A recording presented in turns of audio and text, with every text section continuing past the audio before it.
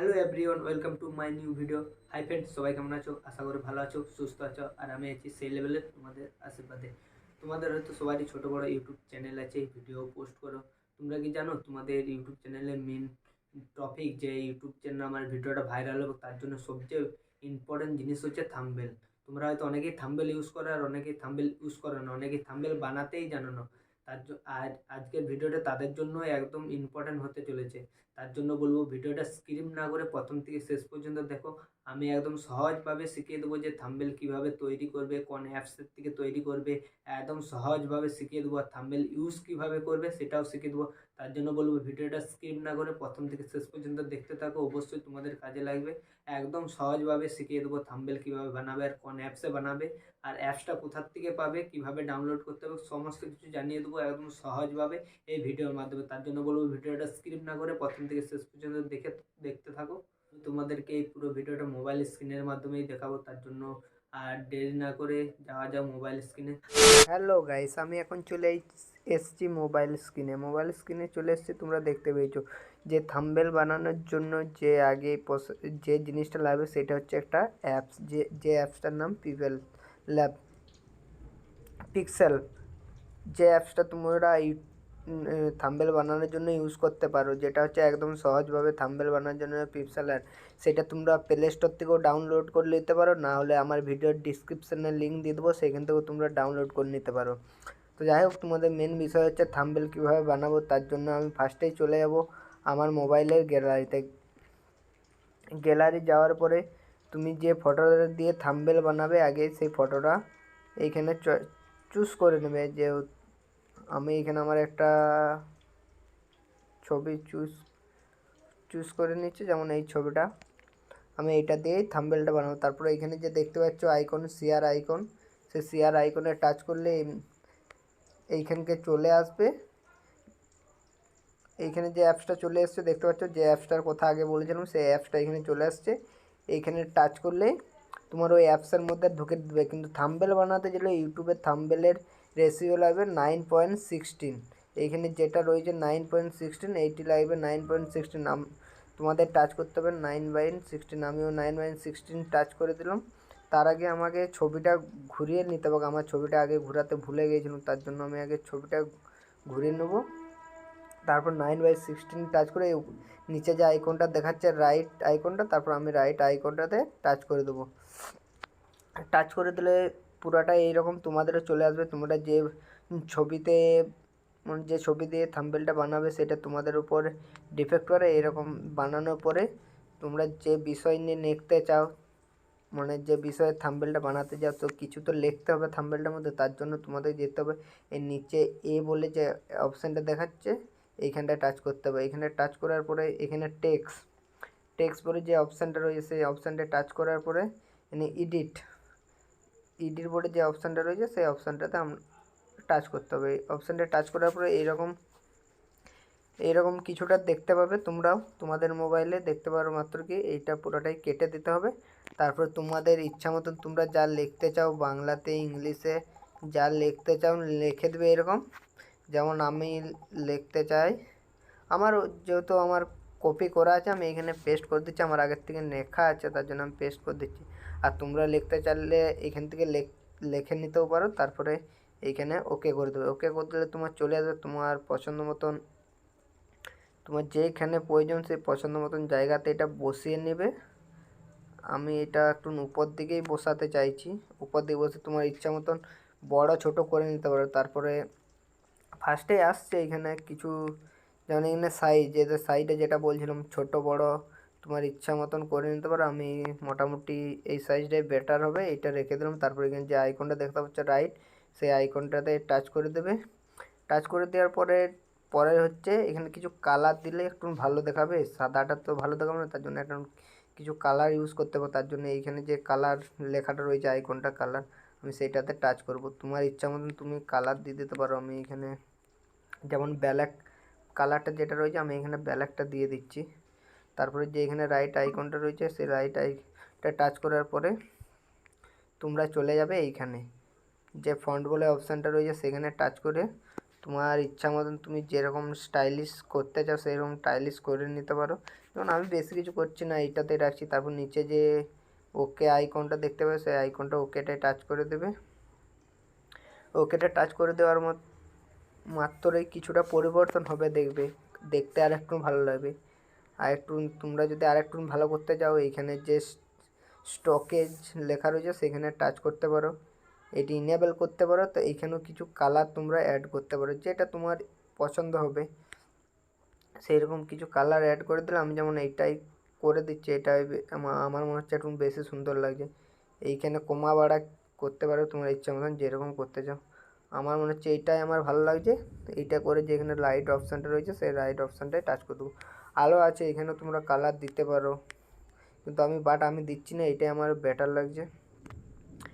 এবারে তোমাদের হয়তো আরও অন্য কিছু লেখা বা আরও দ্বিতীয়বার লিখতে চাও, তার জন্য আবার এইখানে এডিট বলে যে অপশানটা আছে সেই অপশানটায় সরি ওইটা ছেড়ে দিতে হবে। তারপর আবার এইখানে যে টেক্সট অপশানটা আছে টেক্সট অপশানে এসে এডিটে আবার টাচ করতে হবে। তো এইখানে কিছু অনেকে হয়তো ইংলিশ লিখতে পারলো না বা বাংলায় লিখতে পারলো না, টাইপিং ঠিকঠাক করতে পারলো না, তাদের জন্য এইখানে যে স্পিকার অপশানটা রয়েছে সেটা তাদের পক্ষে খুবই কার্যকর। মানে সহজেও লিখতে না পারলে বলতে পারবে।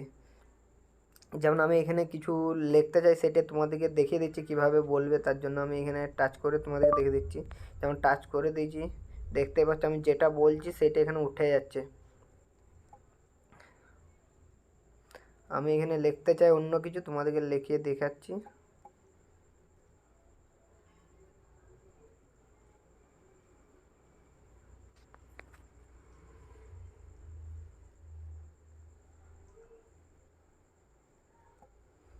যেমন আমি এখানে যেটা লিখতে চাই সেটা বলছি, তোমরা দেখো কি একদম সোজা। যারা না লিখতে পারো ভালোভাবে, স্পেলিংস মিস্টেক হয়, তাদের জন্য একদম উপকার। এখানে সেটিংটা বাংলায় করে এখানে মুখে ভয়েস ওভার করে দেবে, একদম কত সুন্দর সঠিকভাবে হয়ে যাবে।